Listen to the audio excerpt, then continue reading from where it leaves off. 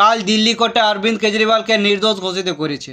আর এই কেসের জজ সিবিআইয়ের সমালোচনা করতে যাই বলেছে যে এই কেসটা একদম বিনা সাক্ষীর আর বিনা তথ্য প্রমাণের কেস।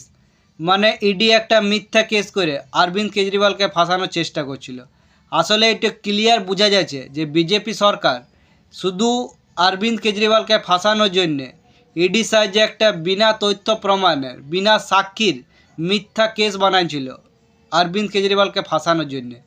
কিন্তু আজ 2 বছর পর এই কেসটার একদম সত্যটা প্রমাণ হয়ে গেল যে অরবিন্দ কেজরিওয়াল একদমই নির্দোষ।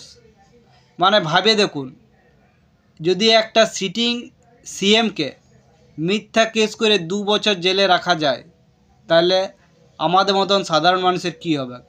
সাধারণ মানুষকে তো মিথ্যা কেস করে জেলে রেখে পচাইন দিবে মানুষকে, কিন্তু তাও সাধারণ মানুষের বেল হবে না। দেখুন কী হবে, কেজরিওয়াল কোর্টে নির্দোষ প্রমাণ হওয়ার পর প্রেসের কাছে নিজের দুঃখ জাহির করতে যাই কাঁদে ফেলল। কেজরিওয়াল কাঁদতে কাঁদতে শুধু একটা কথাই বলল যে কেজরিওয়াল ভ্রষ্ট নয়।